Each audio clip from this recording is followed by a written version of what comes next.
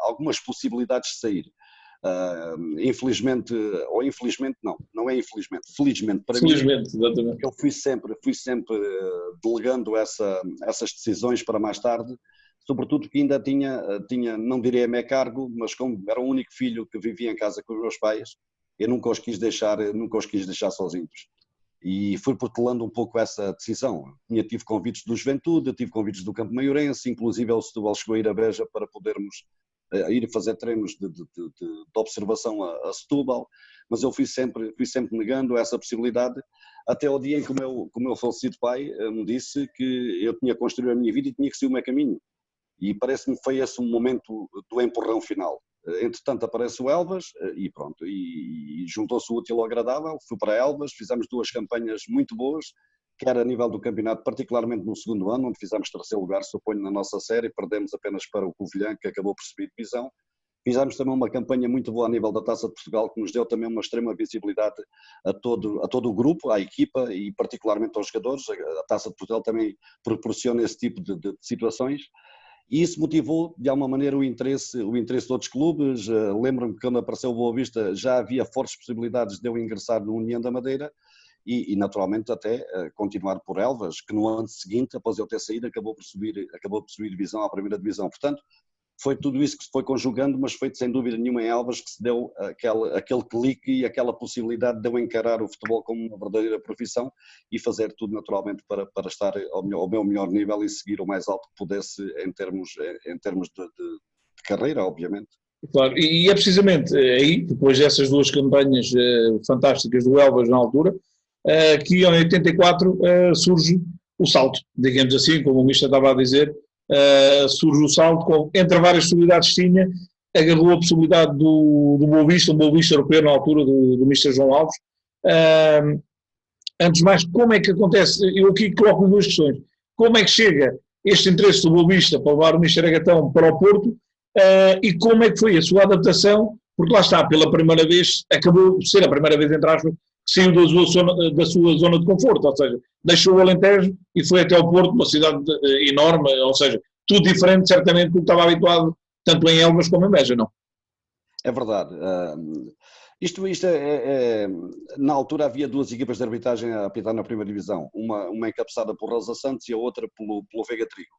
E de cada vez que iam ao Porto a apitar jogos do Boa Vista, pela relação que tinham, que não tinha nada a ver tinham relação de amizade com o Major Valentim Loureiro e com outros, certamente com outros dirigentes, numa das vezes que falaram no meu nome. O João Alves perguntou ao Rosa e perguntou também ao Veiga Trigo, se calhar mais para concluir, se havia no Alentejo jogadores que pudessem eventualmente vir ingressar ao Boa Vista. E eles, como eram meus amigos, um dos fiscais de linha do Rosa Santos tinha sido meu treinador na Zona Azul e imediatamente disse logo, está um gajo no Elvas, que joga muito bem, o Agatão e tal, não sei o quê. Pronto, e a partir daí o João Alves delegou num cameraman, já se filmava os treinos nessa altura e os jogos também. Ele mandou filmar um jogo meu, suponho que em Águeda, onde o Elvas deslocou-se lá e empatou a 1 e eu tive a felicidade de fazer o golo do empate. E logo na segunda-feira recebi o convite. E pronto, naturalmente que eu inicialmente pensava que fosse uma brincadeira, logicamente, não havia cá telemóveis, não havia nada, eu fui chamado a um telefone público que havia por baixo da casa onde eu morava, atendi o telefone, Manuel Barbosa do Boa Vista, e eu, deve estar a brincar comigo, não? Não, eu só quero saber o melhor caminho para ir para Elvas, porque não temos GPS e eu não sei muito bem ir para Elvas, só quero saber o melhor caminho e a gente amanhã está aí para falarmos. E assim foi, no dia seguinte ele chegou a Elvas e facilmente chegámos a acordo e acabei por assinar. Naturalmente que a minha ida para o Porto é tudo novo para mim, é tudo, tu vais estar ao lado de jogadores e vais poder partilhar balneário e momentos com jogadores que tu só vias, quer nos jornais, quer na televisão, em entrevistas, e por quem já tinhas e nutrias naturalmente uma grande respeito, uma grande admiração, como é evidente, isso é notório em todos os jogadores que são da província. O normal é quando nós chegamos nos sentimos acanhados. Os mais velhos fizeram o favor de me integrar muito bem. O facto do meu sotaque ser um pouco diferente do deles também favoreceu de alguma maneira. A grande verdade é essa e acabei por me entregar de uma forma espetacular.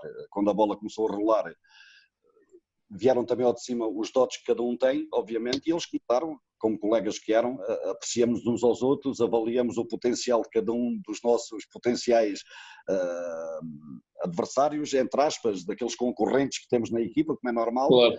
E lembro que na altura o Boa Vista adquiriu o Tonhanha, que tinha vindo do Salgueiros, era um jogador fabuloso, infelizmente já falecido, o Quinito, o Ribeiro, enfim, jogador já com muito mais carisma, muito mais qualidade do que aquela que eu tinha, óbvio, e muito mais conhecidos, logicamente. Claro. E pronto, eu tive que dar ao pedal, pedalei, corri, lutei e consegui durante 5 anos fazer aquilo que mais gostava, que era jogar futebol e colaborar e de alguma maneira também conseguir com que o Boa Vista conseguisse atingir os seus objetivos em quase todos os anos. Claro que sim. Então e a cidade do Porto? Como é que foi habituar-se àquele andamento todo que tem a cidade do Porto, que na altura também já tinha, calculo? Tinha, é verdade, não foi fácil, claramente não foi fácil, ainda por cima nos primeiros 3 anos que estive lá, ainda não tinha ganho o dinheiro suficiente para poder ter carro, tinha que utilizar os transportes públicos, mas isso para mim não era problema, obviamente, desde que me dissessem e explicassem como é que eu tinha que fazer, e isso no início foi um pouco complicado, ter que apanhar 2 ou 3 transportes públicos para chegar ao estádio do Bessa. Eu vivia perto da Constituição, mesmo no centro do Porto, e ficava um pouco difícil, mas com o tempo fui-me adaptando e hoje adoro a cidade do Porto. Mais tarde voltei lá para ser treinador no Salgueiros e já conhecia a cidade toda e naturalmente foi uma adaptação extraordinária porque as gentes do Norte são muito acolhedoras e têm uma forma muito peculiar, quer de receber, quer de tratar todos aqueles que não são oriundos da região. E isso também favoreceu naturalmente toda a integração que eu tive enquanto pessoa e enquanto profissional. E o que favoreceu também, e muito, a sua integração foi que lá está, como você diz, entra num plantel europeu na altura, com nomes muito conhecidos, e você vem do Alentejo, ou seja, podia ter aquele primeiro ano de adaptação, mas não, você pegou destaque assim que chegou, e foi durante as 5 épocas sempre muito utilizado, ou seja, não há aqui uma época que se diga, esta correu mal porque fiz poucos jogos, não, você foi sempre dos jogadores mais utilizados ao longo das 5 épocas. E isso facilita imenso, lá está, o estar 5 épocas no clube, não é? Exatamente, claramente, e quando saí do Boa Vista ainda tinha mais um ano de contrato. Na altura desse o regresso do Alves, depois de ter ganho a Taça de Portugal ao serviço do Estrela da Amadora, dá-se o regresso do Alves ao Bessa, que tinha sido o responsável pela minha contratação, 5 anos antes, e ele teve uma conversa muito séria, muito franca, e ainda hoje lhe agradeço por isso. Eu hoje como treinador também bebi muito daquilo que foram os ensinamentos que recolhi de quase todos os treinadores que tive, umas vezes para fazer mais ou menos como eles faziam, ou mais igual, ou para beber à minha imagem aquilo que eu posso transmitir ao meu grupo, e outros também aprendi como não fazer as coisas, que as coisas também funcionam desta maneira, isto não haja aqui dúvidas a esse respeito. E o João Alves o Mister João Alves, com todo o carinho e respeito, chamou-me e disse-me de uma forma muito clara, eu vou regressar ao Boa Vista, sei que tens mais um ano de contrato, mas eu quero-me fazer acompanhado do Bobó, vou trazer também o Pedro Barni e o Caetano, que na altura tinham um contrato com o Boa Vista e tinham que regressar, e se calhar as coisas vão ficar um pouco mais difíceis para ti, até porque o Bobó é um jogador da tua posição, é um jogador que este ano foi praticamente sempre titular no Amadora. E eu disse ao Mister, uma troca. Eu vou concorrer com qualquer pessoa, não tem problema nenhum, eu concorro com o Bobó. Ele disse, mas vai ser difícil para ti, se calhar se tivesse uma possibilidade onde possas ter mais probabilidades de ser útil, se calhar era melhor para ti. E pronto, e desse essa conjugação e acabei por vir para o Estrela, rescindi o contrato que tinha com o Boa Vista e acabei por assinar para o Estrela e naturalmente foi uma decisão da qual me honra muito e orgulha muito, porque o Estrela também era de facto uma das equipas, não estando no patamar que o Boa Vista estava, mas não deixava de estar, por exemplo, na Europa, que disputámos a Taça das Taças nesse ano, e fizemos também campanhas extraordinárias, não tão boas como no Bessa, acabámos de descer nesse ano, eu recordo, no primeiro ano chegámos ao Estrela da Amadora, não tivemos a felicidade de garantir a manutenção, descemos de divisão, mas facilmente conseguimos, ou facilmente 2 anos depois, melhor dizendo, conseguimos garantir de novo o acesso à primeira divisão e o Estrela foi até à altura em que se deu o boom final, aquela decisão histórica de que acabar, acabou por ser uma equipa que revelou imensos jogadores e que fez sempre campeonatos extraordinários a nível da primeira divisão e que teve sempre, também é verdade, grandes treinadores, sem dúvida nenhuma. Exatamente, e você quando lá está, e agora percebe-se, aqui foi quase uma troca, ou seja, vem o Bobó e o Mister João Alves e vai o Mister Agatão para a Reboleira. E chega precisamente ao Estrela no ano em que o Estrela acaba de ganhar a Taça de Portugal e daí a entrada na Taça das Taças. E como na altura, e eu recordo-me, não era só o Estrela, acontecia várias vezes, infelizmente, que as equipas mais pequenas, quando acediam à Europa, por norma nesse ano, era muito difícil se manterem na primeira divisão, ou seja, acabavam quase sempre a lutar para não descer. Porquê? Porque era outro andamento e a Europa fazia moça. Mas na altura, exatamente, você apanhou esse Estrela Europeu, mister, e depois vir do Porto para a Reboleira. Eu não sei se você morava ali na Reboleira, eu morava pertíssimo, morava na Damaia, mesmo ali ao lado do estádio. Morava no Restelo. Ainda foi para longe. Ainda foi um bocadinho longe, é verdade. E como é que foi esses 5 anos a Reboleira? Já sei que pronto, ganhou um carinho especial pelo clube também. E... Sim, sem dúvida nenhuma. Foi muito bom, foram muito bons também. Eu tive essa particularidade, felizmente ao longo da minha vida e da minha carreira, tive sempre essa felicidade de poder integrar-me muito bem nos grupos de trabalho, das pessoas me receberem sempre muito bem e depressa se ganhar uma empatia muito forte com qualquer um dos elementos que compunham o plantel. E depois, a partir de uma determinada idade também, tu começas a perceber que vais perdendo algumas faculdades do ponto de vista físico, do ponto de vista, pronto, da velocidade e tudo mais. Nunca fui um jogador muito rápido e começam a entrar elementos novos. E eu sempre tive essa tendência para os poder ajudar. Eu recordo na altura, durante o primeiro ano do Calado, no Estrela da Amadora, que tinha vindo juntamente com o Chain do Casa Pia. O Calado vivia muito perto de mim e todos os dias, durante um ano, eu fiquei encarregado entre aspas, trazer o Calado para os treinos. Trazer e levar o Calado para os treinos. E as conversas eram... E o Calado acabou por ser um concorrente para a posição de médio no Estrela da Amadora, mas não era isso que me incomodava, nem me inibia sequer de lhe poder transmitir todo o conhecimento que eu tinha e toda a experiência que possuía para que ele pudesse, na sua carreira, fazer uso disso, se assim o entendesse, e evoluísse da maneira que nós achássemos que era o melhor, dado o potencial que apresentava. Com o Chain foi igual e com todos os outros, com quem tive a possibilidade de partilhar balneário, sempre tive essa preocupação de criar grupos fortes, unidos, coesos, e talvez essa tendência se tenha estendido até o momento em que estou enquanto treinador, porque também tenho esse cariz e tenho essa capacidade, ou pelo menos essa felicidade de poder construir grupos unidos e fortes como tive como jogador. Eu acho que, Michel, e perdoa-me a ousadia, mas eu acho que isso é resultado da sua maneira de ser enquanto pessoa. E atenção, para quem nos está a ouvir, nós não nos conhecemos pessoalmente, tivemos um primeiro contacto a semana passada para agendar esta entrevista e desde logo se percebe que é muito fácil falar consigo. Ou seja, e depois olhando à sua carreira, isso vai confirmar isso mesmo, ou seja, você nunca foi jogador, nem até como treinador, de andar a saltar constantemente de lado para lado, ou seja, sentia-se bem e as pessoas, acima de tudo, sentiam-se bem ao pé de si. E então as passagens pelos clubes acabavam por ser grandes, digamos assim. E isso, mérito, porque já percebi que esse mérito vem precisamente da sua pessoa e da maneira de ser que o Mister Agatão tem. Mister, depois disso, dá um saltinho em 95, 96, um bocadinho mais para o pé do mar, e vai até ao Estoril Praia, sob o comando do Carlos Manuel. E aí, com 34, 35 anos, 35 na altura, acaba por terminar a carreira no final dessa época. Quando vai para, mas atenção, porque entretanto foi dos jogadores mais utilizados também nessa época no Estoril. Mas já ia, ou seja, quando chega ao Estoril, já vai com o pensamento de que, ok, está quase na hora de descalçar as botas e acabar isto de vez, ou surgiu ao longo da época no Estoril Praia e com o Carlos Manuel que surgiu essa ideia? Não, antes pelo contrário. Eu recordo que fizemos uma época muito boa em termos, particularmente em termos individuais e naturalmente conhecendo os jogadores e partilhando o balneário também e a equipa e todos os momentos que daí ocorreram nessa época, com Paleta, Cavaco, Martins, Borrejo. Grande equipa. Um grupo espantoso.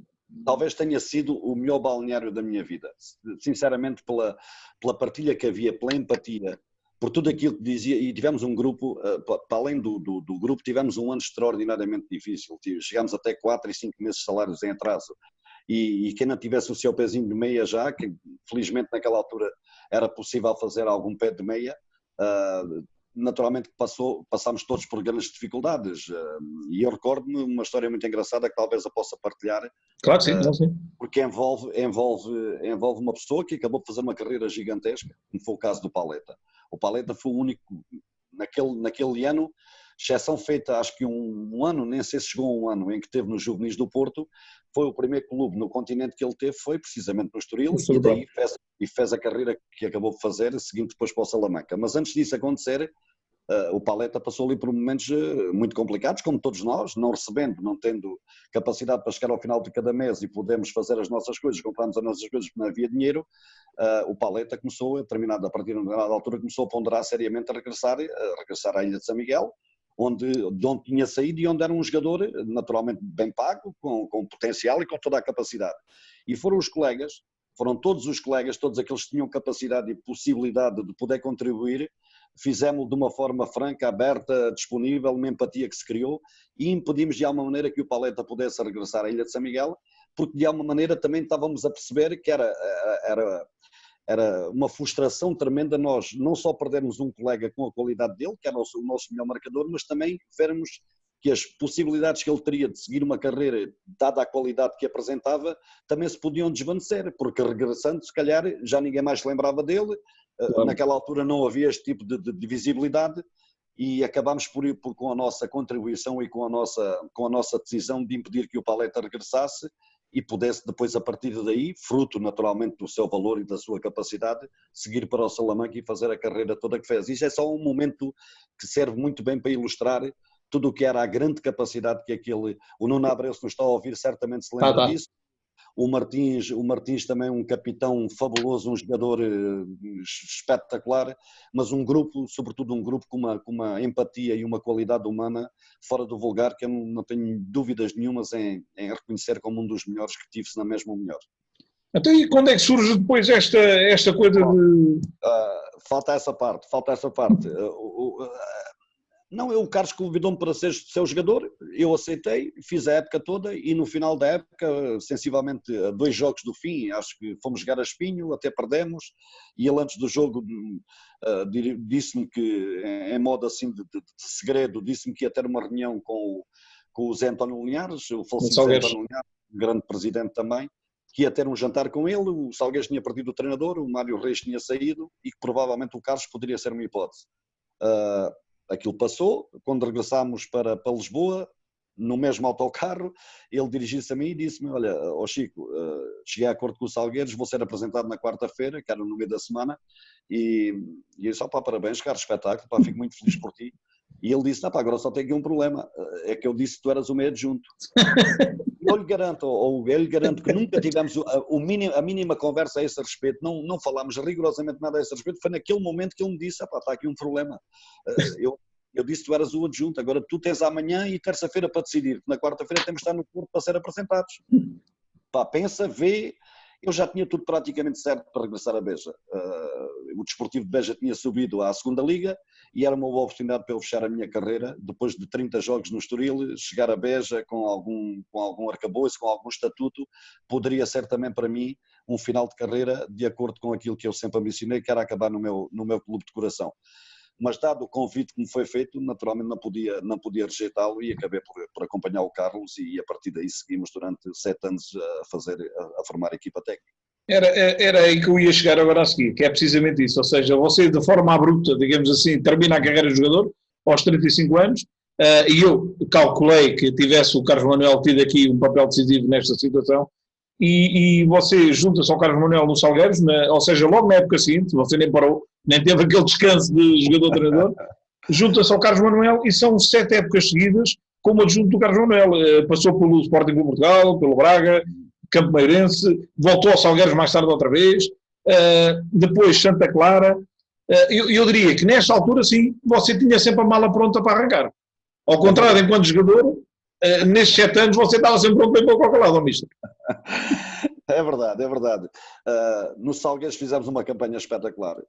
Recordo-me do primeiro ano de Salgueiros, e o Salgueiros também foi um clube que me marcou muito pela mística, muito pela alma, muito por tudo aquilo que representava enquanto clube de uma zona limite, não era limítrofe do Porto, mas é uma zona, está ali muito abaixo, ou nem é muito abaixo, também não quero denegrir ninguém, até porque o Salgueiros é um clube e uma instituição que merece o máximo de respeito, mas vivia muito à sombra do Boa Vista do Porto. o Porto, enfim, digamos que seria um clube mais de um bairrozito, mas que tinha uma alma, que vinham em encontro também daquilo que éramos como treinadores, particularmente o Carlos, que era o treinador principal, mas no qual eu também me revi enquanto seu adjunto. E vivemos ali uma época extraordinária. Perdemos a Europa no último jogo em Faro, que tinha sido coroar a época espetacular que fizemos. Lembro que foi o Abílio que falhou um penalti no último minuto do jogo em Faro. E foi uma pena que isso tivesse acontecido, mas não deixámos de fazer uma campanha muito boa e no meio da época seguinte, já na época de 97-98, a meio da época acabou por surgir o convite para irmos para o Sporting e naturalmente que não havia qualquer possibilidade de podermos rejeitar essa hipótese e acabámos por vir para o Sporting. Não foi muito feliz a nossa passagem pelo clube, onde tivemos apenas 6 meses, com 2 anos e meio de contrato, mas pronto, fica no currículo essa passagem e a dignidade que tivemos em honrar tudo aquilo que é a tradição e a glória do Sporting. Claro que sim, e nem todos podem orgulhar de ter representado um clube tão grande como o Sporting Clube Portugal. E isso ninguém lhe apaga do seu currículo, mister. Em 2004, eu diria, e eu calculo, e vou meter-me consigo, que já fosse casado na altura, não sei, em 2004, já, sim. Assume o seu primeiro trabalho enquanto treinador principal e se calhar eu arrisco-me a dizer que descobre o outro amor da sua vida, que é a Ilha dos Açores. Porque é quando você chega ao Santa Clara, em 2004, para assumir o Santa Clara como treinador principal e apaixonou-se pela ilha, só pode... Eu vou-lhe fazer uma retificação, Hugo. Diga. Eu já tinha estado no Santa Clara formando equipa com o Carlos Manuel, com a equipa técnica. Exatamente, já lá tinha estado como adjunto. No ano 2000 que subimos de divisão e iniciámos a época seguinte na primeira divisão e acabámos por ser despedidos faltando com 7 ou 8 jornadas de campeonato. E depois mais tarde em 2003, também para a altura de novembro de 2003, na pessoa do Sr. Carlos Almeida, que era um diretor do Santa Clara na altura e por quem tinha, pela amizade que nos une e por tudo aquilo que ele entendeu que eu merecia, acabou por me convidar para vir integrar a estrutura técnica liderada na altura pelo Filipe Moreira, mas para integrar a estrutura do Santa Clara como seu treinador adjunto. Fiz o final dessa época com o Filipe, o meio e final da época, e depois no ano seguinte, já integrando uma outra equipa técnica, o Zé Moraes, que acabou também por ser despedido à 7ª ou 8ª jornada, e aí sim, eu interinamente assumi até faltar 8 ou 9 jornadas do fim, então fui substituído pelo Ricardo Formosinho. E começou de facto aí, não nessa altura, mas em 2000 ficou já aqui uma marca no meu coração em relação ao arquipélago dos Açores e particularmente à ilha de São Miguel, que era aquela que eu conhecia mais profundamente, e sobretudo a ligação que eu tinha às pessoas. A socialização que eu tinha em termos de ilha favoreceu-me de alguma maneira que quando regressei fosse recebido de uma forma tão carinhosa que até hoje se mantém dessa maneira. Portanto, felizmente tenho tido ao longo destes 14 anos de Açores, já são 14 anos, tenho tido um carinho, quer dizer, as pessoas têm-me dado muito mais do que aquilo que eu tenho conseguido retribuir. Eu retribuo com trabalho, retribuo com dedicação, com entrega, com profissionalismo, mas naturalmente que aquilo que eu recebo é muito superior àquilo que eu consigo dar. Lá está, depois a seguir a esse trabalho no Santa Clara, você fica pelo Operário da Lagoa durante 7 épocas e meia, sensivelmente. Faz 7 épocas e à 8ª sai ali a metade. E como diz aqui um senhor que eu não sei, mas sei que é será dos Açores e será da Praia da Vitória, não sei, que é o Sr. Carlos Almeida, não sei se você conhece. É precisamente esse que ele quer do Santa Clara. Pronto, então olha, aqui o Sr. Carlos Almeida diz que você já tem uma costela açoriana, eu diria que já tem mais. Olha, entretanto, o Mr. Carlos Alves, filho do João Alves, também entrou agora e manda-lhe um grande abraço também. Outro para ele também. Lá está, mister, você no ano seguinte assume o Operário da Lagoa, também em São Miguel, e como você dizia, as pessoas de São Miguel, os açorianos, são pessoas muito afáveis, e eu acho que lá está, que o mister Agatão é do tipo de pessoas que também faz amizades muito facilmente, ou seja, é fácil a ser amigo do mister Agatão, porque você é efetivamente cativa, e eu acho que lá está, você apaixonou-se pela ilha de São Miguel, e o Michelenses apaixonaram-se por ti, certamente, porque você seguir lá está há 7 anos e meio no Operário da Lagoa. Como é que surge este interesse, ao fim de meia época, nem tanto, no Santa Clara, como treinador principal, e pega neste projeto do Operário? O Operário, na altura, foi-me comunicado, primeiro pelo Santa Clara, de que eu não poderia integrar a equipa técnica constituída ou encabeçada, melhor dizendo, pelo Mário Reis, que já tinha a sua equipa técnica e, naturalmente, com os elementos todos que ele entendia serem necessários para que o trabalho fosse bom. E foi-me comunicado que não renovaria o meu contrato com o Estrela. E a partir daí, dado o facto de o Operário também ter perdido o seu treinador para o Loutano, que na altura era o Portela, o Gilberto Branquinho, o presidente, entendeu por bem convidar-me a assumir o cargo de treinador principal da equipa. E pronto, e foi assim. A partir daí eu recordo que convidei o Du, um guarda-redes também teve no Estoril. Sim, exatamente, o Du.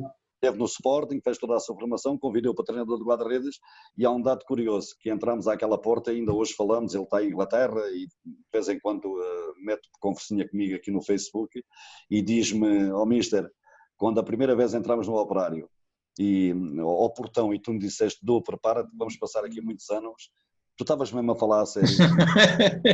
Eu estava a falar a sério, porque a percepção que eu tinha, por ser um clube familiar, por ser um clube de muita identidade, de um ADN tremendo, que era passado para os jogadores e todos aqueles que trabalhavam no clube, também eu tinha essa capacidade e tinha essa certeza de que se as coisas corressem bem a nível dos resultados, e com tudo iríamos fazer nesse sentido, que se ia prolongar por muito tempo a minha estadia ali.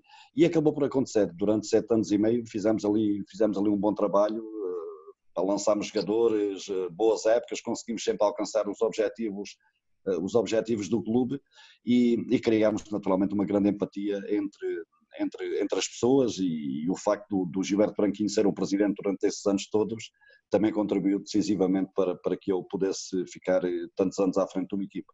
Claro, e eu diria que foi quase como uma mentalidade à inglesa, porque aqui em Portugal 7 anos e meio num clube para um treinador é obra, mas pronto. E o Mister acaba por sair ao fim de 7 épocas e meia para abraçar a sua primeira experiência no estrangeiro, no Alcalá de Angola, salvo erro, certo? Como treinador adjunto. Sim, na altura já no Operário os problemas financeiros as coisas estavam um pouco complicadas do ponto de vista financeiro. O Ricardo Formosinho, que é agora adjunto do Mourinho no Tottenham, já trabalhou com ele no Manchester, já me tinha convidado para eu poder integrar a sua equipa técnica quando ele foi para o Vietnã. Eu na altura tinha um compromisso com o Operário, não quis estar a quebrar esse vínculo, mas naquela altura, e dado os problemas que já iam acontecendo no Operário e dada também alguma dificuldade que íamos sentindo, acabei por aceder, até porque do ponto de vista financeiro era uma boa proposta do Caola, e ter também a possibilidade de poder experimentar uma sensação nova, mesmo que fosse na condição de adjunto. Isso para mim nunca houve grandes problemas, porque todos os treinadores com quem eu trabalhei na condição de adjunto, honra seja feita, nunca me fizeram sentir como tal. Naturalmente querem eles sempre tomar uma decisão final, mas nunca me deixavam de consultar, nunca deixavam de fazer-me sentir treinador. Quer fosse no campo, em termos de trabalho, quer fosse nas decisões, quer fosse nas substituições, quer fosse em todas as contingências que são próprias e naturais do treinador e de uma equipa técnica. E naturalmente fico muito, muito feliz por ter tido a honra e o prazer de trabalhar com o José Moraes, com o Filipe Moreira, com o Ricardo Formosinho e com o Carlos Manel na condição de treinador assistente. E acabei por aceitar ir para a Cal. É uma experiência nova, uma experiência diferente, num país que tinha sido uma ex-colónia e por isso mesmo um futebol também que estava a emergir, dava-nos garantias ou possibilidades fortes de podermos fazer ali e realizar um bom trabalho. E parece-me a mim que o fizemos. Não o concluímos, é verdade que sim, mas quer a nível do campeonato, quer a nível da competição africana em que participámos, demos uma boa imagem, um futebol de qualidade, mas fruto obviamente de alguma inexperiência também por parte dos dirigentes e tudo mais, acabámos por não poder concluir esse trabalho, mas foi sem dúvida nenhuma uma experiência gratificante particularmente a nível humano, sem dúvida nenhuma. E depois, no regresso ao nosso Portugal, vai uma passagenzinha pelo Australense. Está lá eu não sei se foi a época toda, mas esteve lá a seguir a vida Angola, está lá no Australense, até que se dá nova saída com o Mr. Carlos Manuel, ou seja, como treinador adjunto, para o Irão, onde vai trabalhar com o Mr. Carlos Manuel, com o Madureira, com o Mr. Madureira, e com o nosso amigo em comum, Pedro Brás, atual técnico do Porto Salvo. Mister, como é que se dá esta chegada ao Estrela, quando vem de Angola, e depois tão rapidamente volta, gostou da experiência em Angola, está visto, e volta a sair, desta vez para um país mais complicado, para o Irão? Olha, eu quando vim de Angola, e dado que o futebol nessa altura não aconteceu, aqui em Portugal, na altura que regressámos, não havia possibilidades de integrar ou de trabalhar no futebol, acabei por optar por dar um rumo diferente à minha vida. Tive como servente de arqueologia, que também não deixou de ser uma experiência muito positiva. Andei a apanhar fruta, enfim, dediquei-me a outras coisas para poder ganhar a minha vida, obviamente. Claro. E não fica mal a ninguém esse tipo de... Não preciso pedir nada a ninguém, vou trabalhar e tudo ganhar é fruto do meu trabalho. E aconteceu precisamente nesse momento em que era servente, ou eu nem sei propriamente o nome que se diz a isso, mas que ajudava os arqueólogos a descobrir coisas lá no Alentejo. Na altura estava a fazer o Alqueva, ou os canais de irrigação, melhor dizendo, do Alqueva, e havia lá grupos de arqueologia. E eu, naturalmente, olha, foi uma experiência extremamente positiva na minha vida. Ganhei novos conhecimentos de uma área que não conhecia minimamente. E foi muito positiva e muito, muito fértil. E dá-se o convite do Mineiro Australense. E quem é mineiro uma vez é mineiro para toda a vida. É de facto um clube diferente, é um clube que no Alentejo tem uma marca muito distinta a nível daquilo que é uma equipa, uma vila virada completamente para o clube. Não tivemos a felicidade de manter a divisão. Eu já não fiz o play-off de descida. O play-off de descida foi contra o Malveira, já não o pude fazer porque na altura já me encontrava praticamente a caminho do Irão. Mas pronto, foi uma pena, mas fica-me essa satisfação de ter tido a possibilidade de orientar um clube com tamanha grandeza, sobretudo em termos de espírito e de união que residia naquele grupo. E surgiu o convite do Carlos. É verdade que há 12 anos que não trabalhávamos juntos, a nossa relação também não foi, a partir de 2003, nunca tivemos assim uma relação muito próxima, deixámos de a ter, mas ele entendeu que eu poderia ser o homem-chave para o poder ajudar naquele projeto do Irão. Ele já lá tinha estado e no ano seguinte convidou-me para podermos integrar. Nesta altura o Pedro vai comigo, nós fizemos a viagem, temos uma peripécia muito engraçada, não sei se o... Deixa-me lá ver só o que ele está a perguntar. Ele acabou de meter aqui uma mensagem a dizer: conta lá o nosso primeiro dia no aeroporto. Era tal e qual aí. É isso? Era tal e qual aí. Deixa-me só carregar que o telemóvel lá está aqui a ficar sem bateria. Espera aí, desculpa. Força, bicho, esteja à vontade. E se eu virar assim dá na mesma. Não, assim não, estou a vê-lo assim. Assim, ok. Pronto. E eu saí de Beja com o bilhete na mão e ele saiu naturalmente lá da terra dele. Já nem me lembro onde é que ele mora. Já nem me lembro. Ele agora mora aqui próximo de Ericeira, não sei se morava na altura. Pronto, eu sei que nos encontramos no aeroporto, não nos conhecíamos, mas imediatamente nos identificámos, havia telefones, havia aquelas coisas e metemos na fila para, naturalmente, fazermos o check-in para arrumarmos, neste caso, a Istambul, para depois apanharmos o avião para Teherão.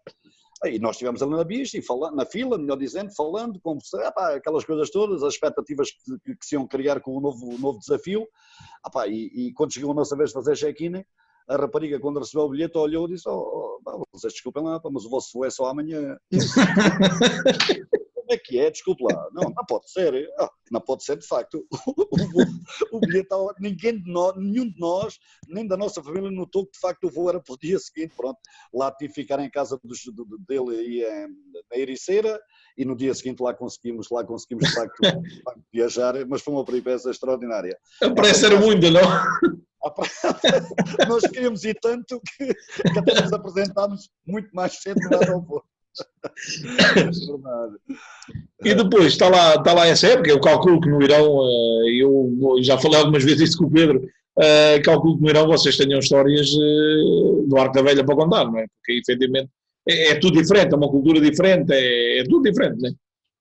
Mas olha, eu gostei sinceramente. O Pedro também é capaz de comungar da mesma opinião, apesar de todas essas diferenças culturais, apesar de tudo mais, acho que era um povo extremamente afável. No clube também tivemos uma recepção extraordinária Pena foi que em termos de resultados não tivéssemos conseguido aquilo que era o grande objetivo. Mas a grande verdade é que em termos de trabalho tivemos condições, não direi excelentes, não direi que são top, não direi que são à imagem daquilo que temos na Europa, mas são minimamente boas para podermos desenvolver um trabalho de qualidade. E parece-me que foi por aí que o tentámos fazer, mas infelizmente as coisas do ponto de vista desportivo não correram assim também e acabámos por ter que ceder ao chicote e viemos embora. Mas adorei, salvas as vidas diferenças entre aquilo que é a cultura, mas desde que nós saibamos respeitar e desde que saibamos estar no nosso cantinho e respeitando tudo aquilo que diz respeito à cultura deles, eu não vi nada. Passámos peripécias, obviamente. Ele no outro dia teve a oportunidade de contar aqui, que eu também vi no teu programa, a história da casa de banho. Houve muitas coisas que foram acontecendo. Eu e ele tivemos que ir à ilha de Quiche. O Irão tem uma ilha que é Quiche, que se chama Quiche, que é uma ilha um pouco diferente daquilo que é a vivência normal do Irão. Não é que se veja coisas muito diferentes, mas já se vê carros com melhor qualidade, já se vê coisas, grandes centros comerciais, e nós tivemos que ir lá renovar o nosso visto de estadia no país. E é engraçado que andávamos a passear lá num shopping, de um lado para o outro, e de repente vejo uma senhora a querer subir a escada rolante no sentido contrário. Portanto, a escada que descia, ela queria subir, mas era já uma senhora com 60 e tal, 70 anos, sensivelmente. E eu apercebo-me daquilo e vejo que a senhora estava com dificuldade e quando vai tentar meter o primeiro pé no degrau, no descendente, sim. Ela tem dificuldade, agarra só com o corrimão e eu arranco a fugir e agarro-me à senhora. Isto no Irão é complicado. É complicadíssimo, quer dizer, eu agarrei-me à senhora para ela não cair, claro. É evidente que ela larguei imediatamente, logo que havia insegurança, mas senti uma aproximação logo muito forte, quer da senhora, que olhou para mim com uns olhos, deu-me uns olhos e falou lá na língua deles que eu não percebi rigorosamente nada do que ela disse. O segurança também se aproximou pensando que tinha havido da minha parte alguma tentativa de alguma coisa e quem me salvou mesmo, o Pedro pode testemunhar isso, foi um senhor que estava à porta de uma loja, que era proprietário da loja ou empregado, que se dirigiu à segurança e lá acalmou as coisas para que não houvesse qualquer problema ou qualquer chatice. Isto para nós vermos que às vezes também se podem suceder algumas coisas que não são fáceis, mas de resto, uma passagem maravilhosa, um país que eu gostei muito e onde se ganhava bom dinheiro e se podia juntar muito bom dinheiro porque não havia onde gastar. Não havia não havia dinheiros, não havia bebidas, não havia nada, portanto podia-se ganhar bom dinheiro e guardá-lo todo porque não tínhamos como gastar. Claro que sim, Mister. Eu por acaso não estive no Irão, estive no Egito, mas a cultura há de ser mais ou menos parecida. É mais ou menos. E efetivamente é bom para isso mesmo, ou seja, fica como experiência de vida e é bom para juntar os trocos, não há onde gastar. Essa é a mesma questão. Mister, depois, em 2016, lá está, você parece que parece não, tinha efetivamente já deixado a sua marca nos Açores e vem do Irão e é precisamente chamado, só que desta feita não para São Miguel, mas para a Ilha Terceira e é quando abraça um projeto praense, onde está até o momento. Como é que surge este interesse do praense quando você vem do Irão? É engraçado que este interesse do praense já surge ainda antes de eu ir para o Irão. Na altura, o atual presidente, Marco Monteiro, com quem trabalho há 4 anos, ele era o primeiro ano, se quiser, ele iria candidatar-se na altura, melhor dizendo, às eleições do clube, e quando me aqui dirigi, quando cheguei aqui para jogar contra o praense pelo Mineirão Estrelense, já fui nessa altura abordado por ele. Já tinha dado a minha palavra ao Carlos, não tinha como voltar atrás com a mesma e por isso tive que naturalmente negar a possibilidade de poder ingressar no Praense nesse ano. No ano seguinte, no final dessa época, voltou à carga e pronto, e a partir daí entendi que era a melhor solução para a minha vida e regressei ao arquipélago que eu tanto gosto e que tanto admiro e gostava muito sinceramente de poder estar aqui os últimos anos da minha vida. Não sei se isso vai ser possível, vou ter que regressar ao Alentejo, porque é lá que eu tenho a minha família, é a minha vida, mas aqui poderia facilmente viver e até morrer, não tinha problema nenhum, porque eu adoro de facto os Açores. Claro que sim, e quem está aí a dizer já podia ser de outra maneira. E eu agora, antes de entrar no campo praense, porque efetivamente vai ser um campo muito interessante para a gente falar, eu fazia-lhe uma pergunta, e eu que também sou um adepto, confesso, dos Açores, adoro São Miguel, que é a ilha que eu conheço, já lá estive 2 vezes, como há bocado falávamos em Alves, adoro São Miguel. Quais foram para si, Ministério, as principais diferenças entre São Miguel e Ilha Terceira? Porque efetivamente São Miguel não é muito grande, mas a Ilha Terceira se calhar ainda mais pequena. Sim, não há muita diferença. Aqui na Terceira há muito mais festas. Há quem diga há quem diga que é o recreio das ilhas, digamos assim.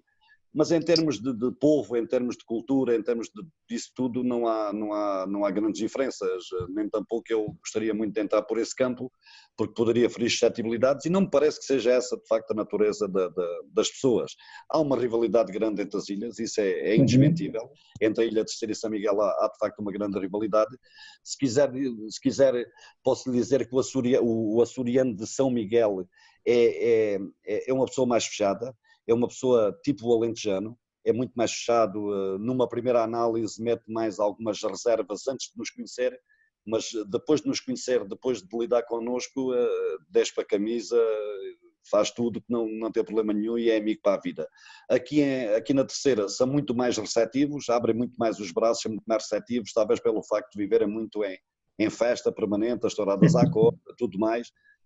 Faz com que as pessoas tenham outra abertura. O facto dos americanos terem passado aqui muitos anos, se calhar também abriu um pouco esse espírito, essa mentalidade, e também dou muito bem. Já criei aqui grandes amizades durante estes 4 anos, amizades que ficarão certamente para a vida, porque é disso que se trata, é de amizades mesmo puras, honestas, sinceras e sem qualquer tipo de despretensiosas. Portanto, são amizades que gostam mesmo, são amigos porque porque não é por seres o Mister Agatão, é porque és o Francisco Agatão, ser humano, que eles gostam de sem interesse e sem qualquer tipo de interesse. E por isso mesmo qualquer uma das ilhas eu adoro, qualquer uma dos seres humanos das ilhas eu adoro, porque são pessoas são muito afáveis e carinhosas. Muito bem, sente-se em casa, como costuma dizer, sente-se em casa aí na Praia da Vitória. Mister, depois então entramos no Praense, e eu aqui no Praense, se me permite, sem qualquer menosprezo de atenção, eu diria que é aquela equipa que se calhar mais merecia estar na segunda liga. Tantas têm sido as tentativas a bater ali, se fosse um jogo era no posto, era na barra, e isto começa logo no primeiro ano, quando o Mister Agatão chega ao Praense, e corrijam-me se eu estiver enganado, na primeira época você vence a Série F, é primeiro, fica em segundo lugar no apuramento do play-off da subida, onde acaba por ser eliminado pelo Leixões e não sobe ao Campeonato de Portugal. Foi isto que aconteceu, certo? Depois, na segunda época, não se apura para o play-off de subida, fica em terceiro, mas ficou lá próximo também. Na terceira época, se calhar esta então eu diria que é a mais caricata de todas, se me permite a opinião, que é primeiro na Série D com 7 pontos de vantagem para o segundo, que é o Casa Pia, depois no apuramento da subida, perde na meia-final com o Casa Pia e sobe o Casa Pia e fica ao Praense. Ok? E nesta, está em primeiro, com 53 pontos, mais 11 com o segundo, que é o Benfica de Castelo Branco, e se isto não mudar, as notícias que há não são boas, é que o Praense não voltará a não subir divisão. Mister, eu faço-te a seguinte pergunta: o que é preciso para o Praense subir divisão? A nós já nos aconteceu tudo, historiou aí muito bem tudo aquilo que tem sido o nosso percurso aqui e só nos faltava mesmo isto, é que já perdemos as possibilidades de subir dentro do campo, com situações também, algumas delas, eu costumo dizer que se houvesse vídeo-árbitro na segunda divisão B, que nós já tínhamos conseguido subir, a grande verdade é essa, porque a verdade esportiva estava lá, estava espelhada através do vídeo-árbitro e não havia hipótese de poder haver dúvidas. Mas só nos faltava mesmo esta, e não conseguimos subir fora do campo, era só mesmo isto que nos faltava. Mas historiou aí muito bem, tivemos de facto no primeiro ano uma campanha extraordinária, muito boa mesmo. Na fase de subida não fomos tão felizes assim, andámos na luta, tivemos sempre com a possibilidade de subir. Eu recordo que em 14 jogos, em 7 deles, Hugo, mandámos bolas à barra, 5 não conseguimos ganhar, falhámos 2 penaltis, quer dizer, não tinha que ser para nós, não tinha que ser para nós, a grande vantagem é essa, mas ainda nos deram mais uma possibilidade, foi como que um repousado, a Federação deu-nos mais uma possibilidade, um repousadinho, para podermos ir disputar um play-off com uma equipa que naturalmente tinha, logicamente, outro tipo de argumentos que nós não possuíamos na altura. que era o Leixões. Era muito mais fácil, se calhar, o Leixões jogar com o Viseu na altura e nós com o Merlinense para podermos decidir a subida, as forças estavam muito mais equilibradas do que propriamente o contrário. Mas como a tendência natural aqui é darmos sempre favorecemos mais o demérito do que propriamente o mérito, acabou por acontecer o inverso. Aquelas equipas que lutaram para subir tiveram que disputar com as equipas que estiveram na luta para não descer, que foi o caso do Leixões e do Viseu. E eu, quando refiro o nome dos clubes, merecem-me todo o respeito. Claro que sim. Era o que era. Circunstanciais. Depois, no segundo ano, as coisas não foram tão positivas assim, houve redução de orçamento, diminuição de jogadores, um plantel muito limitado, andámos na luta, o Mafra apresentou-se muito bem nesse ano. Ontem estive a ouvir o teu convidado, o Luís, fez um trabalho extraordinário ali em Mafra. Nós damos luta, mas não foi possível, de facto, porque o Mafra estava muito forte. Mas ainda assim acaba em terceiro. Exatamente. Depois, no ano seguinte, o ano passado desse, de facto, aquilo que... Não lembra a ninguém. Que é difícil de engolir. No fundo, o modelo competitivo valoriza mais uma vez o demérito. Não é porque as equipas não tenham mérito. Não passa por aí, e nós sabíamos antes da época da competição começar, sabíamos o modelo competitivo, sabíamos isso tudo, mas de facto não é de forma nenhuma justo que tu faças, por exemplo, 4 jogos com o Casa Pia, consigas ganhar 3, 2 na primeira fase e 1 na segunda e não consigas subir divisão. Mas isto é fruto daquilo que é o modelo competitivo e fruto também da possibilidade que se dá de que o segundo classificado também possa ser apurado para disputar as playoffs. E o primeiro classificado que andou durante os anos todos, ou o tempo todo à frente da classificação, acaba por, como única vantagem, é poder fazer o jogo dos quartos de final, o segundo jogo em sua casa. É a única vantagem que tem de ser primeiro. Portanto, e este ano, para que o ramalhete fosse colocado de forma dramática, digamos assim, mais uma decisão daquelas de fazer tremer no chão, que é mais uma vez... darem mérito a duas equipas, e não está em causa, mais uma vez, volto a dizer, não está em causa minimamente as equipas. Se acontecesse ao Paraense, eu estaria aqui a dizer rigorosamente a mesma coisa. Não achava nada que fosse justo esta decisão. Para mim, na minha perspectiva, se é isso que me perguntas, achava que os 4 que estavam em primeiro deveriam subir, e se calhar os 4 que estavam em segundos, naturalmente, que também se iriam sentir melindrados com a decisão, mas no fundo justificava-se de alguma maneira por sermos os que estávamos em primeiro, na altura em que acabou o campeonato. Agora, escolherem 2 equipas para subir e como mérito esportivo acharem que aqueles foram mais primeiros que os outros, parece-me que a Federação agora descobriu mais uma norma no nosso futebol, que é que não basta ser primeiro, temos de ser primeiríssimos. Com mais pontos. Primeiro com mais pontos. Pois, mas nós, por exemplo, Hugo, eu também podia dizer que o critério podia ser a diferença que existe em relação ao segundo classificado. Ou então as rotas. Ou as derrotas, ou outra coisa qualquer, e achava que também era de todo injusto. E achava que era de todo injusto que isso acontecesse.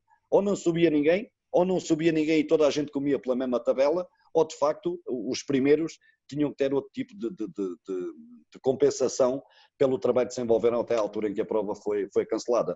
Mas mais uma vez nós estamos longe dos centros de decisões e há pessoas que gostam muito de vestir o fato à medida dos interesses de alguns. É isto que eu acabo por notar, e enquanto profissional não deveria estar a emitir estas opiniões, é evidente que não, porque isso posso vir a ser prejudicado até num futuro próximo, porque no futebol existe ainda esse aspecto da retaliação, ainda existe um bocadinho esse tipo de retaliação, mas já estou perto dos 60 anos, tenho um percurso que fala por mim, não tenho medo do trabalho e por isso não tenho medo também de dar a minha opinião muito sincera e em defesa intransigente daquilo que foi um dos melhores grupos que eu tive a oportunidade de trabalhar enquanto profissional e que merecia de facto isso mesmo, a subida de divisão. Não conseguindo, fica esse amargo de boca, mas fica a certeza absoluta e plena de que de facto tivemos sempre um grupo sério, competente, unido na defesa intransigente, quer de um clube, quer de uma região. E para além de ter todo o direito de dar essa sua opinião, tem muito mais do que isso, porque certamente a ninguém dói mais esta decisão do que a si e ao seu grupo de trabalho. Por muito que a gente concorde ou não concorde, ninguém sente na pele aquilo que você está a sentir juntamente com o seu grupo de trabalho, certamente. E era aí que eu queria lhe perguntar, isto para um treinador, e não vou falar só nesta última época, porque esta última época não, esta época que acabou da maneira que acabou. Vou falar nas outras 2 ou 3 que, devido a este formato que alguém aprovou, este formato de campeonato, andar sempre aqui, vencer as séries e nunca subir divisão, isto deve ser tremendamente duro psicologicamente para um treinador. É duro, é muito duro. Não é tão frustrante porque tu tens a consciência plena e absoluta de que fizeste tudo o que estava ao teu alcance para que fosse possível atingir o objetivo. Por este ou por aquele motivo, eu digo-te, no primeiro ano foi de mérito nosso, no jogo decisivo aqui em casa com o Fátima tivemos imensas oportunidades para poder decidir, mas em determinados momentos, tal como eu te disse há pouco, se houvesse o vídeo-árbitro, nós não subimos por um golo que até o conseguimos marcar, mas infelizmente foi invalidado. Houve uma decisão no jogo que o guarda-redes do Fátima saiu fora da área e defendeu a bola com a mão e o árbitro não o penalizou como devia. Portanto, mas isto eu não me quero refugiar nisso, mas é estes contextos. No jogo com o Casa Pia, mais um gol que nos foi invalidado, que nos dava a possibilidade de podermos fazer o 2-0 e aí termos a eliminatória praticamente a nosso favor, porque se aproximava do intervalo e tínhamos toda uma segunda parte com um Pantanal e nem sei como é que foi possível jogarmos naquele campo. Como é que a Federação consentiu que o jogo se realizasse nas condições atmosféricas que tínhamos, com um relvado completamente ensopado de água que a bola não rolava. Mas dada a necessidade de se acabar o campeonato, porque no domingo seguinte havia a final e era imperioso que se acabasse o campeonato o mais rápido possível, como se a gente ainda tivesse muito tempo, acabámos a 23 de junho, a 23 de junho. Não, mas até aí desvirtua, até esse jogo em si, desvirtua a realidade. Porque assim, num Pantanal você não consegue meter em prática nada do que trabalhou para aquele jogo, ou seja, é quase uma moeda ao ar. Exatamente, era para nós e para o Casa Pia. Exatamente, para os dois.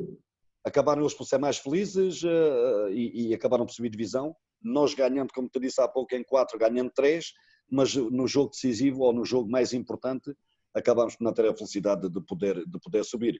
Não deixa de ser, eu não digo que é frustrante, deixa um sabor interior muito forte, um sabor amargo, uma tristeza profunda, mas também nos deixa a sensação de que tudo fizemos para que fosse possível. Mas há momentos e há coisas que nós não podemos de facto controlar, e aquilo que é o nosso controle, nós temos que reconhecer que em muitos momentos não tivemos o mérito que tínhamos que ter tido e temos que saber reconhecer isso, mas também não houve da parte de quem dirige os jogos, particularmente, as decisões que nos pudessem, não direi ajudar, mas que se ajustassem àquilo que foi a realidade dos lances, que dariam certamente, ou poderiam ter dado, isto é fazer futurologia, mas poderiam ter dado outro sentido aos jogos. E digo-te mais, no final de cada um desses jogos, os árbitros tiveram a capacidade de reconhecer os seus erros, o que ainda mais não agrava, mas de alguma maneira acaba por ser o reconhecimento disto tudo que eu te estou a dizer. Portanto, são situações que nós não podemos controlar, mas que no fundo acontecem e que acabam por, de alguma forma, ensombrar tudo aquilo que é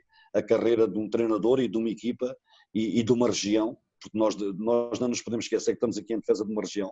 E não nos podemos esquecer que se congregou muita coisa e muita força, a força viva que se congregou em volta e em torno da equipa nos jogos decisivos e que infelizmente não podemos dar a essas pessoas e à região a possibilidade de poderem ter uma equipa na segunda liga como tanto desejavam e queriam. Claro que sim, e depois é aquela questão também que lá está. Agora estamos a falar aqui, estamos a recordar estas 3 épocas em que de uma maneira ou de outra não aconteceu a subida, mas todos sabemos que devido às circunstâncias era mais do que justa, mas daqui a uns anos ninguém se vai lembrar disto, ou seja, o que fica no registro do Mister Agatão e dos jogadores é se subiram ou não subiram, e no caso não subiram. Isso é o que fica nos livros, né, como se costuma dizer. É verdade, infelizmente. É verdade. Mister, e nesta altura, e só me responde se quiser, obviamente você tem outro tipo de responsabilidades no qual que eu não tenho, não acha que seria a altura ideal agora para reformar este Campeonato de Portugal? Definitivamente, porque, Mister, eu arrisco-me a dizer que isto e eu posso dizer à vontade que a mim ninguém me vai castigar, acho eu, às vezes pode acontecer uma coisa qualquer, mas é impensável um clube fazer um campeonato, ficar no primeiro lugar e não subir divisão. Eu acho que isto é contra a natura, não tem cabimento, não tem pé na cabeça. E se calhar agora era o momento ideal, porque já só ouvia falar numa suposta reformulação em 2021, 2022. Né? Se calhar isto ninguém esperava que isto acontecesse, né? Mas se calhar era o momento ideal para reformular, não concorda comigo? Concordo em absoluto. Este modelo competitivo está ultrapassado, está gasto, toda a gente se manifesta contra. Nós sabemos que as decisões na Federação a este nível não podem ser de um momento para o outro, têm que levar algum tempo até para que haja, de facto, alguma possibilidade dos clubes se adaptarem também ao novo modelo, perceberem como é que as coisas funcionam, mas a grande verdade é que se perdeu aqui uma grande oportunidade para se valorizar sobretudo o mérito.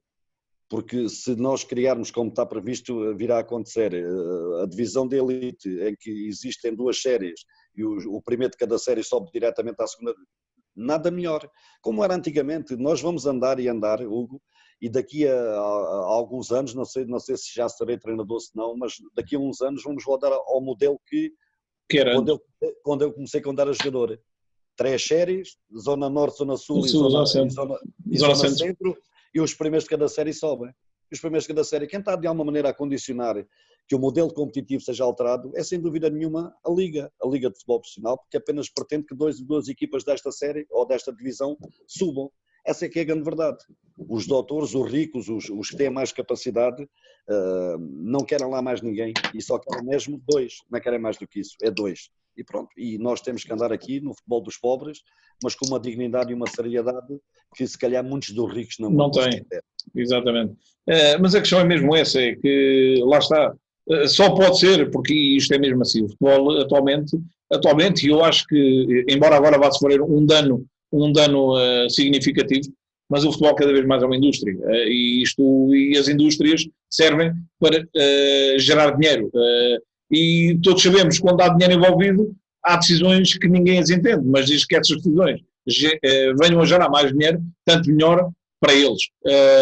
Agora a questão é mesmo essa, é que o ideal para mim, e se me permite a opinião, era 3 séries como era antigamente, e sobem 3 e descem 3, porque isto é inadmissível. Eu volto a dizer, e ninguém me adira que é inadmissível ser primeiro de qualquer coisa e não ser premiado. Porque, e lá está, e depois acontece o que aconteceu há 2 épocas atrás, em que você é primeiro com 7 pontos de vantagem do segundo, e acaba por ser mesmo esse segundo que lhe vai tirar a possibilidade de subida. Quer dizer, então a primeira fase não contou para nada. Andámos 5, 6 meses a jogar a bola para nada. Quer dizer, não tem cabimento. É verdade, é verdade.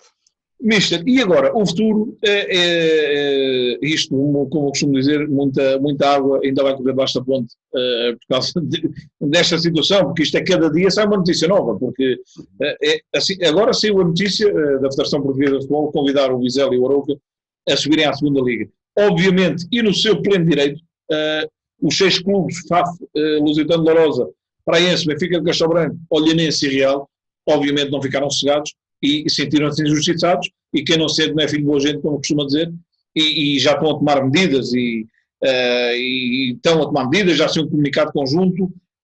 Mister, muito honestamente, você ainda acha que há hipótese desta decisão da Federação Portuguesa de Futebol ser revertida de alguma maneira? Eu não sei se juridicamente isso é possível. Manifestamente teria que haver uma posição, parece-me a mim, e a avaliar por aquilo que foram os conselhos, com toda a certeza que os clubes acederam, quer dos advogados, quer de pessoas que, mais do que eu conheço o direito desportivo, devem ter dado conselhos no sentido deles avançarem com os processos ou com as causas que devem defender.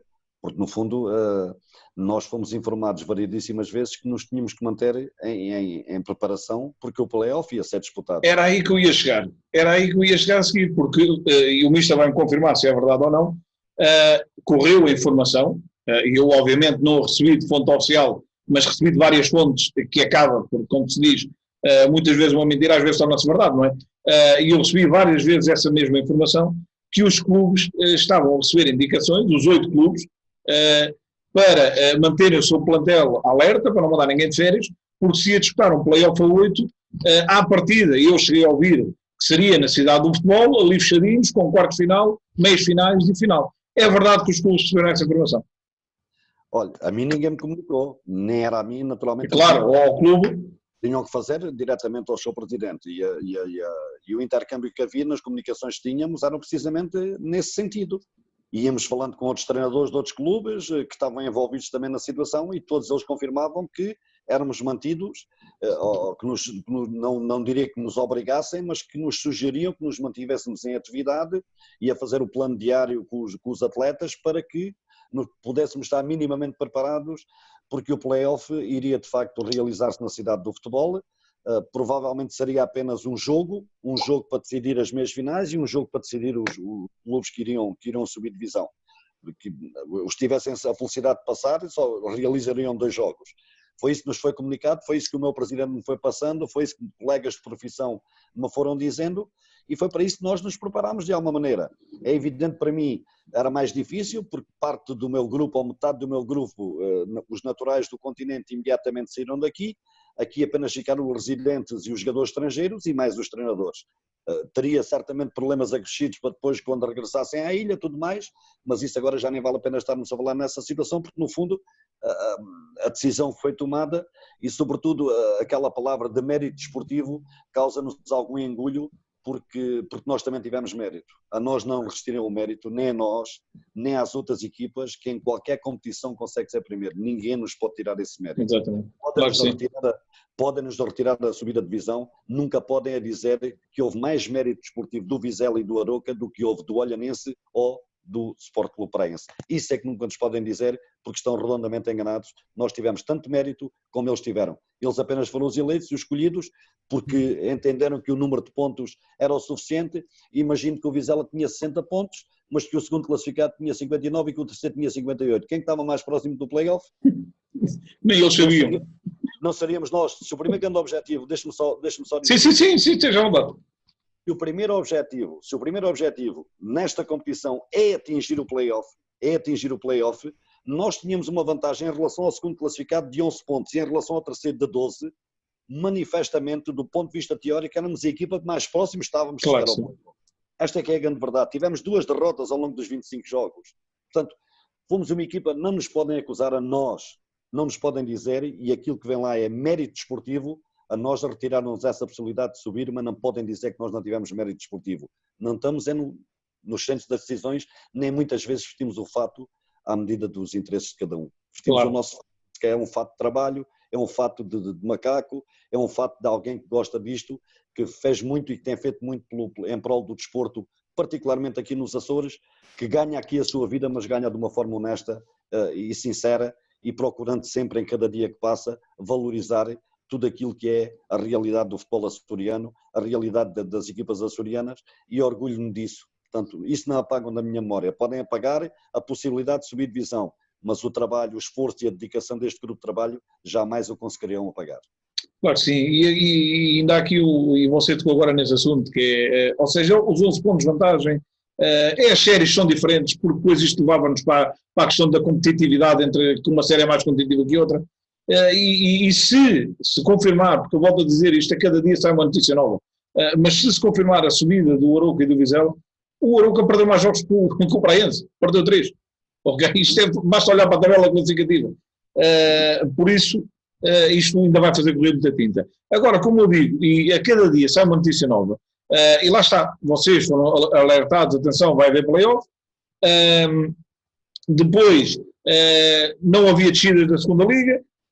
Entretanto, não há play-off e do nada sai a decisão do Arouca e do Vizela subir, e quando sai essa decisão, eu próprio pensei, bem, só o Arouca e o Vizela, será que vão largar a segunda liga? Uma vez que já tinha sido comunicado que não havia descidas. Pois parece-me que não será bem assim, porque hoje já ouvi qualquer coisa diferente e eventualmente podem haver descidas, e será, no caso, o Cova da Piedade e o Casa Pia, salvo as duas equipas a descerem. Quando já tinha sido dito que não, ou seja, isto ninguém se entende. Isto estamos aqui um bocado todos à toa, é o que eu digo, pelo menos vamos ter um assunto para falar. Agora, a realidade é que cada dia sai uma notícia diferente. Verdade, concordo, amigo. A nós foi comunicado ontem, o Sr. Presidente, tivemos uma reunião e o Presidente foi-nos comunicado que a partir de agora a época acabou. É evidente, é em face da decisão que foi tomada, o clube vai recorrer de tudo aquilo que é a defesa intransigente dos seus direitos, como é normal e natural em todas as circunstâncias. Suponho que os 6 clubes que não foram bafejados pela felicidade de poderem subir e, no mínimo, disputar o play-off, vão aceder a tudo o que é possibilidades jurídicas, ou jurídica neste caso, e a nós, enquanto profissionais, foi-nos comunicado que a partir desta altura poderíamos naturalmente começar a pensar no retorno às nossas casas, às nossas famílias, e podermos entrar no nosso período de férias, como se não nos bastasse já este período de claro, confinamento, não é? Confinamento, mas de qualquer das maneiras, e dado que estamos aqui, a possibilidade de podermos sair e juntar-nos às nossas famílias e começarmos a preparar naturalmente aquilo que é o nosso futuro. Claro que sim, e eu muito honestamente, lá está, ainda no seguimento das notícias que nós vamos ouvindo, eu acho que a própria Federação ainda está ali muito bem. Você há bocado falava num aspecto curioso, que é a questão dos juristas, quando ter profissionais no direito esportivo e tudo isso. E é assim, ou eles mudam muitas vezes de profissional, porque lá está, cada dia o que surge é uma questão diferente. E eu acho que a Federação, e parece-me, segundo o que vou ouvindo, que vai tentar resolver isto, dando assim, como você há bocado falava no roçadinho. Eu agora falo de um roçado um bocado maior, ou seja, vão tentar calar os clubes com alguma quantia monetária. Mas se calhar isso não é suficiente, porque isso não paga a dignidade desportiva nem a dignidade pessoal. Também não concordo, mas poderá obviamente passar por aí. Era justificado, em função de tudo aquilo que eu lhe disse há pouco, do facto de termos de estar aqui à espera que a decisão da Federação fosse tomada e tudo mais, que nos fôssemos preparando para aquilo que poderia ser, diziam eles, o play-off, tudo apontava nesse sentido, apenas queriam que houvesse abertura do Governo, e o Governo deu abertura, porque a Primeira Liga vai ser disputada, os 90 jogos que vão ser disputados, se podem disputar 90, também poderiam certamente disputar 6, ou 5, ou 2, ou 3, ou seja, o número de jogos que fosse necessário para se poderem encontrar legitimamente e no estado natural que é a relva, no campo, a possibilidade de subirmos. Não foi isso que aconteceu. Também acredito que a Federação queira de alguma forma ajudar os clubes que acabaram por se sentir prejudicados no meio de tudo isto. Não sei se eles vão aceitar ou não, isso a mim já é uma parte que não me compete a mim, mas justificava-se de alguma maneira houvesse uma componente financeira para, de certa maneira, compensar de alguma forma aquilo que foi acontecendo ao longo deste tempo todo, porque não fica nada barato estarmos aqui, é casas que têm que pagar, é alimentação, é tudo mais, é os vencimentos, é tudo mais, e naturalmente são coisas que custam muito dinheiro, e os investimentos que foram feitos ao longo da temporada é que de um momento para o outro foram chegados por água abaixo com uma decisão que para mim é de todo injusta, mas cada um sabe. Eu diria que tem tanto de injusta como de inexplicável. Claramente. Mister, já caminhamos para o final, não quero roubar mais tempo, mas tenho aqui só mais duas questões para lhe colocar. E uma delas é, eu não sei se o Mister tem conhecimento ou não, o Luís Loureiro e o Torriense anunciaram hoje que não vão continuar ligados para a próxima época. Ou seja, o Luís Loureiro anunciou que vai ser do Torriense e se calhar estou-lhe a dar uma surpresa, porque aqui numa rádio local da Zona Oeste falou-se no seu nome como sendo um dos candidatos ao Torriense, juntamente com o Filipe Moreira e com o Ricardo Barão, falando no contexto da notícia, diziam que eventualmente o Ricardo Barão poderia estar ligeiramente mais à frente, no caso, e o Torriense ultimamente tem trocado treinador várias vezes. Misha, escolha alguma coisa aos ouvidos? Tem havido algumas abordagens, tem havido alguns falatórios, mas nada mais do que isso. É uma honra para mim, como deve compreender, é sobretudo a valorização daquilo que é o teu trabalho. Isso para mim é fundamental. E as abordagens que têm sido feitas é sobretudo nesse sentido.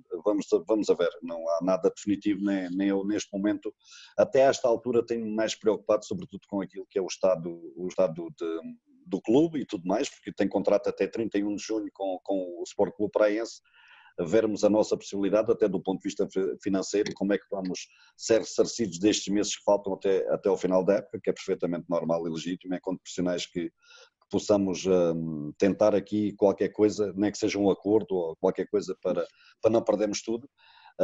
Dado a decisão da Federação, as coisas ficaram um pouco mais complicadas para o nosso lado, como é evidente. Claro que sim. E vamos tentar resolver essas coisas, mas naturalmente todo esse interesse ou os nomes, mesmo que só se fale, já nos deixam já nos mexe com o ego, deixa contente. Mexe com cada um, porque só falar em ter nome já é motivo de valorização do teu trabalho, do trabalho que toda a equipa técnica tem feito. Era importante também reconhecer isso, porque tu não fazes o trabalho sozinho, tu não és o homem, digamos que és o homem do leme, és o rosto, mas tens por trás de ti gente que te apoia, que te ajuda e que é tão importante ou mais do que eu, sem dúvida nenhuma. E isso para mim é justo cada vez mais, e em termos públicos, enaltecer esse trabalho de toda uma estrutura técnica, quer do departamento médico, quer até da rouparia, que nos ajudaram a que pudéssemos ter aqui na Praia da Vitória estes 4 anos como tivemos. Infelizmente em nenhum deles resultou a subida de divisão, mas também não é menos verdade que nunca tanto em 4 anos se falou tanto do Praense. Exatamente. Mister, eu depreendo pelas suas palavras que poderá efetivamente estar de saída do Praense esta época. Também, e como falámos ao longo da nossa conversa, eu penso que os clubes, e o Praense não será exceção, terão que se reinventar, digamos assim, porque isto deu um arrombo grande no barco que são os clubes, e se calhar, eventualmente, irá haver uma redução de orçamento a nível do clube, mas não sei se já me pode adiantar ou não, ou se ainda vai falar com o Presidente, se vai sair efetivamente do Praense esta época. Não, temos tido umas conversas e elas estão a arrumar um pouco nesse sentido. Tu chegas ao fim de 4 anos de trabalho, três tentativas que não conseguiste atingir o objetivo, que era o principal objetivo, por isto ou por aquilo, a verdade é que não o conseguiste atingir. E também começas a sentir que, de facto, se calhar tens de dar lugar a outro, tens de dar a possibilidade a outro de poder tentar. Não sei o que é que o clube vai pensar fazer para a próxima época. Tudo isto agora é uma novidade, vão ter que falar com os investidores, vão ter que perceber o que é que eles pensam e o que é que tentam realizar ou procuram realizar para a próxima época. Mas a minha tendência neste momento é, de facto, a não continuar no Praense. É com muita pena minha, mas a verdade é que tu chegas ao fim da linha. Há momentos em que tu tens que pensar e perceber que chegaste, de facto, ao fim da linha. E fechar o ciclo. Exatamente, e fechar o ciclo. Não fechaste da melhor maneira, mas a grande verdade é que há coisas e momentos na nossa vida que nós temos que dar maior ênfase e perceber melhor que tens de dar lugar a outros, que a vida é assim mesmo, dar lugar a outra possibilidade, a outro cabecilha, a outro homem orientador que possa ter mais sorte do que aquilo que tu tiveste. Claro que sim, Mister. E se me permite, mesmo para terminar, eu, enquanto adepto de futebol, tomo a ousadia de dizer que se você não conseguiu, nos 4 anos, atingir aquilo a que se propôs, que era a subida à segunda liga, eu tomo a ousadia de dizer que não foi, principalmente você não foi o culpado, garanto eu, porque os resultados falam por si, Mister. E de uma maneira ou de outra, é assim, parece, e falámos disso ao longo da entrevista, parece que estava escrito que o Praense não podia subir à segunda liga, pelo menos pelas suas mãos, dependendo do que diz agora, porque efetivamente esgotou-se as tentativas e até no próprio campo tiram-lhe essa possibilidade, ou seja, e quando assim é aquilo que a gente falava, ou seja, há coisas que nós não controlamos e com essas não vale a pena gastarmos muito do nosso tempo, porque se nós controlamos não vamos conseguir agir. Mister, dizer-lhe que foi um prazer enorme e já me tinham falado muito bem de si, posso dizer, e você sabe quem, mas efetivamente superou as melhores expectativas que eu tinha. Foi um prazer estar aqui à conversa consigo.